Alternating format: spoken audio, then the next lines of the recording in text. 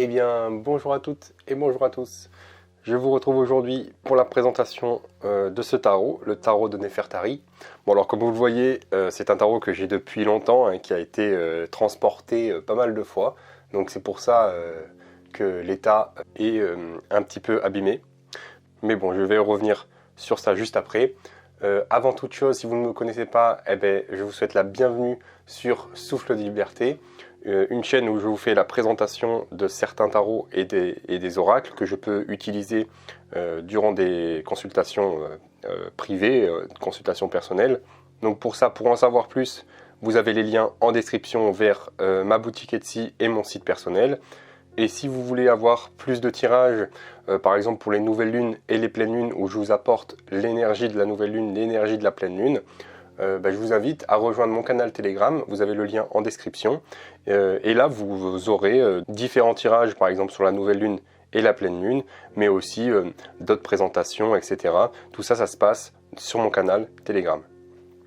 Allez, je vous retrouve tout de suite pour la présentation du jeu.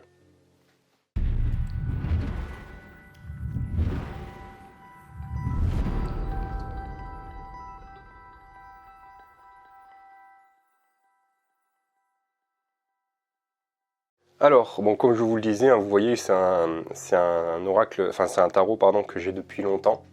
Alors je vais essayer de vous le montrer. Le truc c'est que il a beaucoup de reflets d'or. Alors je m'excuse par avance si voilà, vous n'arrivez pas à bien voir et si les reflets se font un peu trop ressentir. Par exemple, vous voyez ici, de suite, la mise au point n'est plus capable de faire la mise au point, hein, tout simplement, parce qu'il y a trop de reflets. Donc c'est un or qui se reflète vraiment beaucoup. Le tarot de Nefertari. Donc il a été fait par Sylvana Alasia. Vous avez ici voilà, Lumière d'Égypte, épouse de Ramsès. Il est aux éditions Lo Scarabeo. Alors comme vous voyez, j'ai mis un peu de scotch ici pour que ça tienne. Et c'est un tarot classique dans le sens où il y a les 78 cartes, les 78 arcanes. Donc là voilà, Lo Scarabeo. Donc vous allez voir un tarot qui est forcément très basé sur l'Égypte, très couleur or. C'est pour ça que c'est un tarot qui, si vous aimez beaucoup l'Égypte, la mythologie égyptienne, etc., c'est un tarot que vous risquez d'apprécier. Alors je vais fermer tout ça. On va le laisser ici. On a voilà, deux petites cartes de présentation avec, bon là c'est l'éditeur qui a fait ça, hein, donc avec d'autres tarots que l'éditeur a fait, et on a ici le tarot de Nefertari. Hop, donc ça on va mettre sur le côté. Première chose, donc vous voyez le dos de carte est comme ça, avec plusieurs œils de Russe dans un sens et dans l'autre.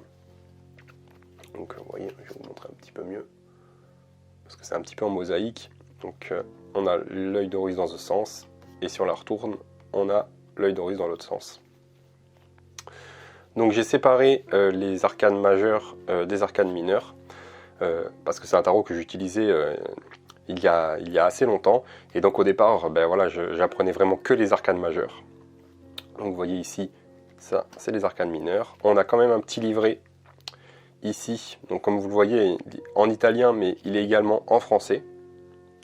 Donc là, on a quelques explications, donc c'est très sommaire hein, sur l'explication des cartes. On va passer très rapidement là-dessus. Et ensuite, on arrive donc ici aux arcanes majeurs.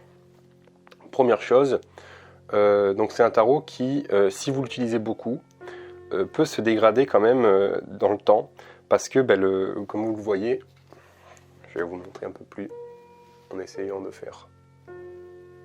Voilà. Comme vous le voyez par exemple ici, la couleur c'est un petit peu effacé.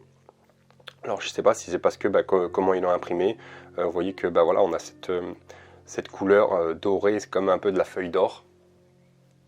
Donc c'est un peu compliqué à vous le montrer sans faire un petit peu capoter la caméra. Ici on a le fou, donc le mat. La première carte, enfin la carte numéro 0 des arcanes majeures. Comme vous le voyez, ils ont changé un petit peu, c'est-à-dire qu'ils ont mis un chat au lieu du chien habituel qu'il y a dans le mat, mais c'est vraiment pour coller un petit peu plus à la symbolique égyptienne. on a le battleur ici. Donc vous voyez que les cartes sont assez jolies. C'est un petit peu dommage que j'arrive pas à vous représenter ça par la caméra. Parce que voilà, on a quand même tout le fond qui est en or en fait. Et donc quand on le regarde à l'œil nu, voilà, il y a des reflets d'or, ça fait très beau. Ici à la caméra, ça se voit pas très bien. J'essaye de vous le faire, mais c'est un petit peu compliqué. Mais en tout cas, sachez que voilà, c'est le fond, chaque fond des cartes est toujours fait d'or, enfin couleur or quoi. Et donc ça apporte pas mal de profondeur pour le tarot, qui est entouré de noir et avec la profondeur en or. Donc c'est vraiment pas mal. C'est vraiment, ça fait vraiment joli quoi, ça fait ressortir les cartes. On a la papesse ici, l'impératrice, l'empereur. Donc vous voyez avec tous les symboles, enfin pas tous mais beaucoup de symboles de l'Égypte. Hein. On a l'œil d'Horus ici, le scarabée, etc. etc. Enfin voilà, on a beaucoup de symboles, les papyrus. On a Osiris, le dieu Osiris ici, pour la carte numéro 5. Les amoureux, avec voilà, le soleil, des hiéroglyphes. Donc si vous êtes avec le char ici, si vous aimez la symbolique et la mythologie égyptienne, c'est un tarot qui est vraiment sympa. Il change un petit peu, vous savez, de l'oracle que je vous avais présenté sur les messagers d'Égypte, où les dieux et les déesses égyptiennes étaient un petit peu restylisés, donc ici avec l'ermite. La roue de fortune également ici. Oui, cet oracle, les messagers d'Égypte, qui avait restylisé un petit peu les déesses et les dieux, tandis que là on a une symbolique plus comme on pourrait retrouver sur les fresques égyptiennes en fait. Et donc ça rend ce tarot plutôt pas mal. La force ici, même plutôt bien, hein. Faut que j'arrête avec cette expression de pas mal parce que ça marche pas trop, c'est juste que on a ce tarot qui est assez bien représenté pour un tarot d'Égypte en fait, simplement. Parce que on a d'une part les symboliques égyptiennes et d'autre part on a cette représentation comme sur les fresques. Ici c'est la carte numéro 13, donc la lame sans nom, la mort, et on a une représentation d'Anubis qui est le dieu qui préside, je vais dire, au passage d'après la mort, parce que comme vous le savez, hein, c'est que pour les Égyptiens, la mort n'est qu'un passage vers une nouvelle vie. On a la tempérance ici, le diable, la tour, qui est le djed penché hein, en Égypte, les étoiles, avec, vous voyez, le soleil, les serpents, ici, alors je vais essayer, voilà, le soleil et les serpents au centre. Une carte que j'aime beaucoup, la carte de la lune, avec les pyramides, le soleil,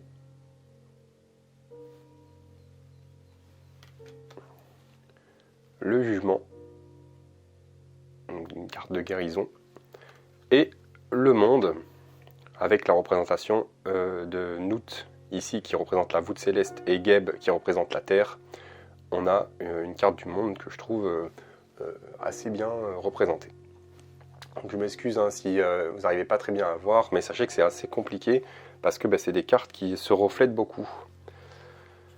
Hop, donc ça c'était pour les arcanes majeurs, que je vais laisser ici.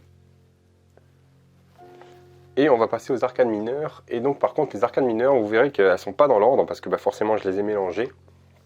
J'ai juste remis dans l'ordre les arcanes majeures. Par contre les arcanes mineures ne sont pas dans l'ordre, donc je vais les passer une après l'autre. Si vous voulez en voir un petit peu plus, vous avez simplement besoin de mettre pause.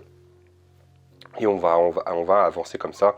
Vous voyez que c'est des cartes qui sont très représentatives, je vais dire ça comme ça, des fresques égyptiennes.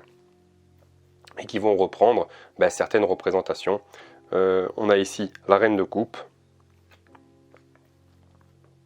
le 10 de bâton, le 8 de bâton,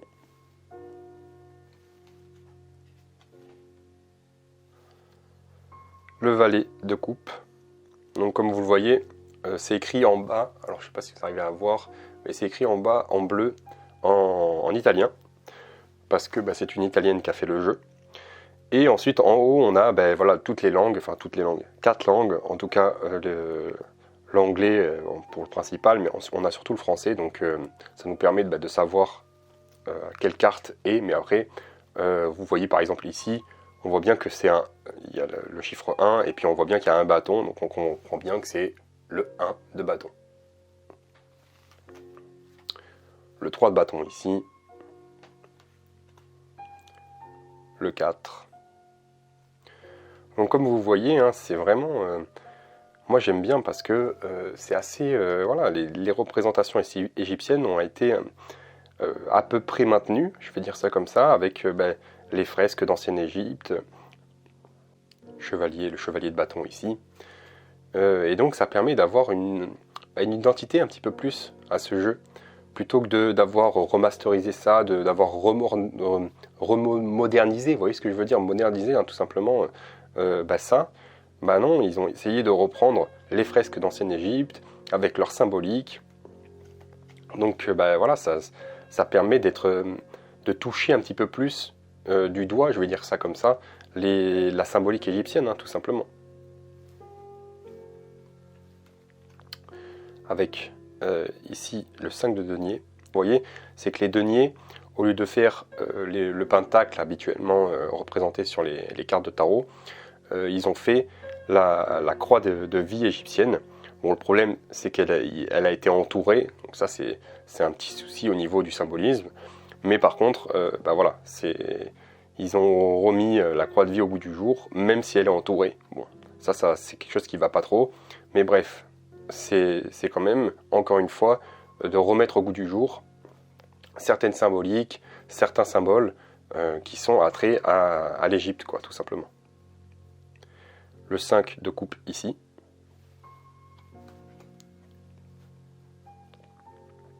La reine des deniers.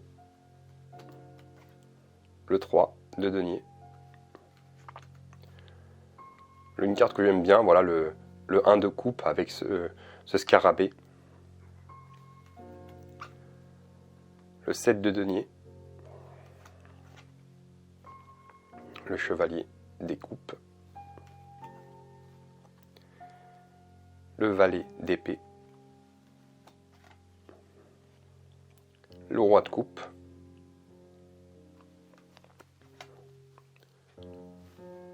Le 3. Le roi de bâton. Le 2 de denier.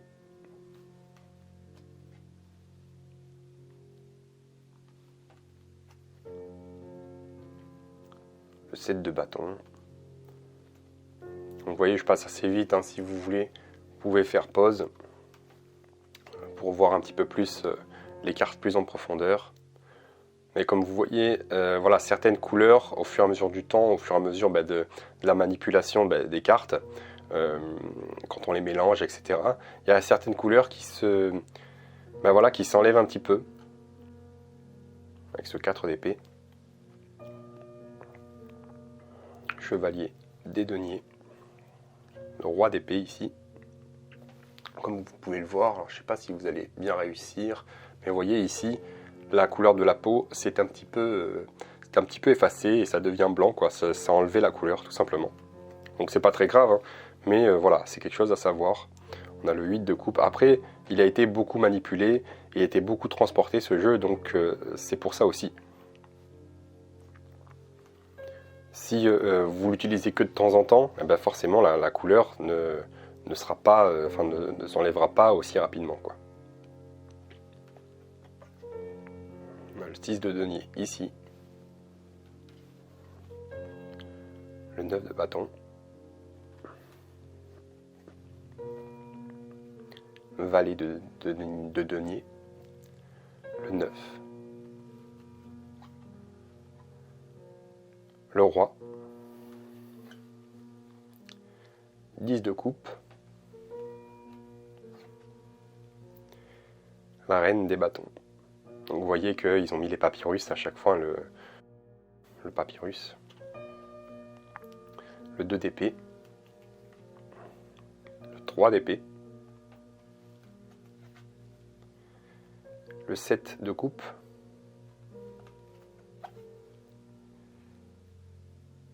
la reine des épées, le 9 de coupe, le chevalier des épées, 4 de denier et le 4 de coupe. Donc vous voyez, bon, c'est un jeu que je trouve plutôt pas mal. Alors après, ben voilà, il faut être, faut aimer le symbolisme égyptien, la mythologie d'Ancienne Égypte. Et c'est un jeu, voilà, qui est assez joli avec cette couleur or et ce noir un peu profond. Encore une fois, après voilà, il faut être adepte de ce genre de symbolique, de ce genre de visuel, je vais dire ça comme ça.